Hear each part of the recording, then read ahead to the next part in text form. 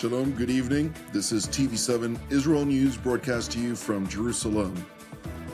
Israel will not permit a threat to emerge near its borders in Syria, and it will utilize all tools at its disposal to prevent such a threat from manifesting. Forces loyal to the de facto regime in Damascus commit a massacre against hundreds of Alawite and Christian civilians along the Mediterranean coastline of Syria. Prime Minister Benjamin Netanyahu announces that Syrian Druze will receive permits to work in Israel.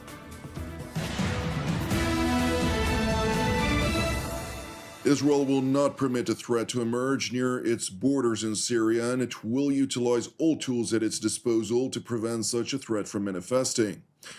Following a brutal massacre by Syria's jihadist HTS regime in the predominantly Alawite coastal regions of Tartus and Latakia, Israeli Foreign Minister Gideon Sa'ar stressed that the self-proclaimed reformation of the jihadist Hayat Tahrir al-Sham, who've managed to seize control of Damascus, is clearly a lie. אנשי ה-HTS טבחו ללא רחמים בבני עמם, באזרחיהם. זה לא מפתיע את מי שמכיר את העבר הטרוריסטי שלהם. הם היו ג'יהאדיסטים ונשארו ג'יהאדיסטים, גם אם חלק ממנהיגיהם עטו על עצמם חליפות. Jerusalem's top diplomat, who visited Europe for meetings with his EU counterparts last week, said further he had warned his European counterparts over the dangers related to the HTS regime, which is rooted in the so-called Islamic State or Daesh, as well as Al-Qaeda. אמרתי לעמיתיי, שרי החוץ האירופים, כי השיח על מעבר שלטוני, טרנזישן, בסוריה, הוא מלאכותי.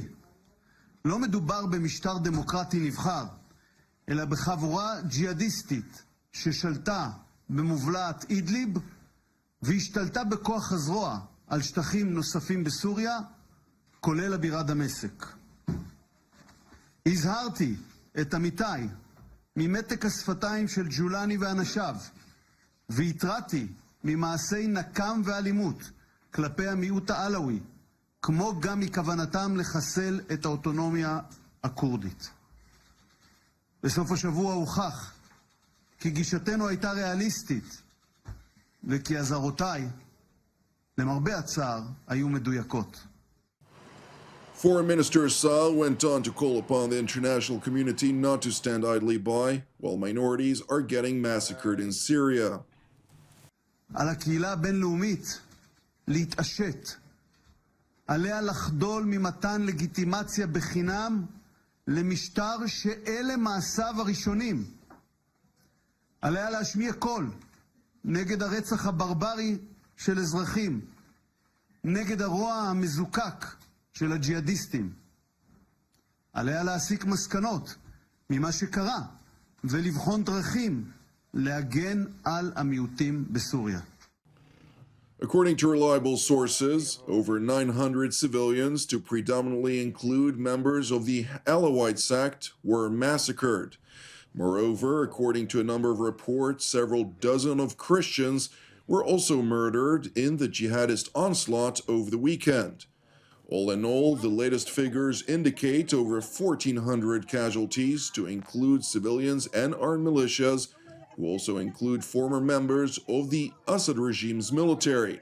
Meanwhile, at the United Nations, The Secretary General is alarmed by the violent escalation in the coastal areas of Syria that has seen widespread summary killings, including of entire families, and the loss of at least of one of our colleagues from UNRWA.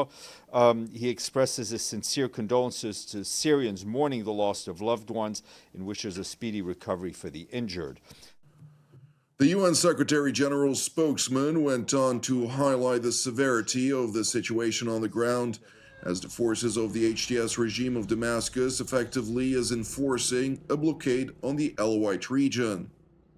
The escalation of violence we're seeing in Syria has had a severe impact on civilians and civilian infrastructure. As of yesterday, hundreds of people, including women and children and some medical personnel, had reportedly been killed. Thousands have reportedly been displaced in the area, and thousands have crossed into Lebanon to seek safety. Our humanitarian colleagues tell us that power outages in Latakia Governorate have disrupted water pumping. Schools in Latakia and Tartus were suspended yesterday and today.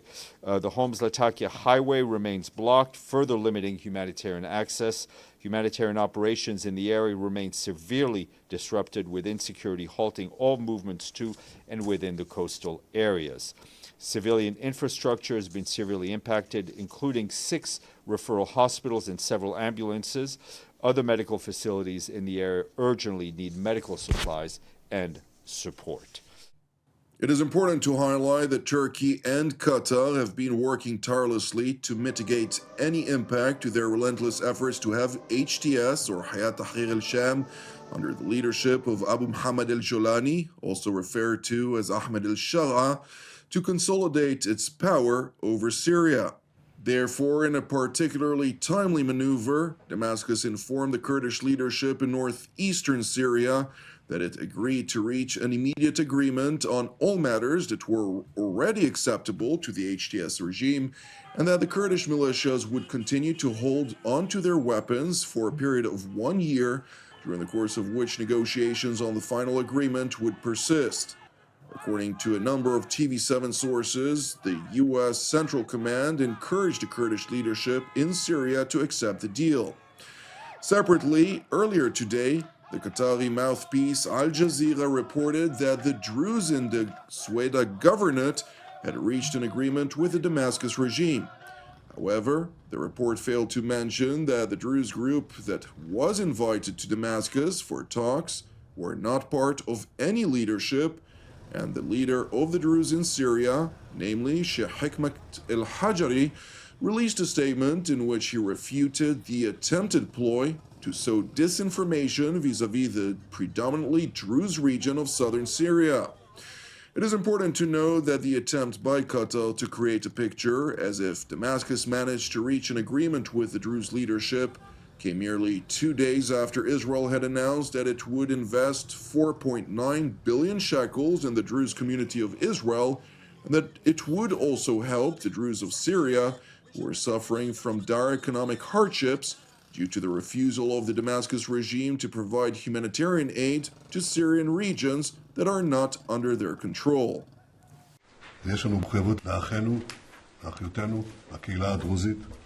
המחויבות הזאת היא קודם כל לאזרחי מדינת ישראל הדרוזים, אבל המחויבות הזאת גם כוללת את הדרוזים במרחב, ובייחוד בסוריה, ועל כך כבר דיברתי. אלה דברים שהם משקפים את עוצמת הקשר בינינו לבין הקהילה הדרוזית. הם נלחמים איתנו כתף אל כתף, ויש לנו ברית ייחודית, קוראים לה ברית דמים, אני אומר זה ברית דמים, אבל זה גם ברית חיים. Prime Minister Benjamin Netanyahu, who made these remarks during his weekly cabinet meeting on Sunday, continued by highlighting that Druze from Syria will be granted permits to work in Israel. ואתה ציינת גם בצדק שהמחויבות שלנו היא לא רק ביטחונית, אלא גם באופן מעשי, תוכנית שמוביל שר הביטחון, להביא עובדים דרוזים מסוריה לתוך מדינת ישראל. יש לנו צרכים גם של כוח אדם, יש שם אנשים מאוד מסורים, ואני חושב שהדבר הזה משקף את ההתחייבות שלנו, כפי שהיא באה לידי ביטוי, גם עם השיחות שלי עם השייך מואפק טריף, וגם עם יושב ראש פורום הרשויות הדרוזיות והצ'רקסיות, אני מוסיף, יאסר גדבן, והדבר הזה הוא באמת חסר תקדים, ומסמל הבאות. Meanwhile, overnight, Israel Air Force aircraft conducted aerial strikes against several dozens of targets throughout southern Syria and the vicinity of Damascus. According to corroborated reports, the Israeli strikes effectively destroyed significant stockpiles of munitions, armored vehicles, tanks, detection assets, and relatively advanced radars, which HTS terror operatives and other rogue militias attempted to seize. Moreover, command positions and military sites belonging to the Syrian regime were also struck in Syria. According to the IDF spokesperson's unit, quote, "The presence of these assets in southern Syria posed a threat to the state of Israel and IDF activities. These targets were struck in order to eliminate future threats. Meanwhile, returning to Jerusalem, where Israeli Foreign Minister Gideon Saar stressed that following the massacre, which the Damascus regime committed on the Alawite and Christian communities along the Syrian coastline, essentially proved Israel's decision to capture the border zone and destroy the Assad regime's weaponry as justified. הפעילות הביטחונית שלנו שביצע צה"ל על פי הנחיית הממשלה הן באזור החיץ והן בהשמדת מערכות נשק שהיו עלולות ליפול לידי הג'יהאדיסטים בסוריה הוכחה כנכונה, כחשובה, כמרחיקת ראות. היום רבים יותר מבינים זאת. ישראל לא תאפשר היווצרות איום לביטחונה בגבולה עם סוריה ותנקוט בכל האמצעים כדי למנוע זאת. Thank you for watching TV7 Israel News. It is important to highlight that TV7 Israel is a non-profit ministry with all of our productions exclusively reliant on the generosity of viewers just like yourself. Therefore, if you're blessed by the content of our programs, I would like to encourage you. Support TV7 Israel with a donation. You can do so via our website at www.tv7israelnews.com. Separately, I'd like to ask you as ever, pray for the peace of Jerusalem and salvation of Israel. I'm Jonathan Hessen wishing you an Erev Mevorach, and God willing, we'll see you during our next update. Until then, Shalom from Jerusalem.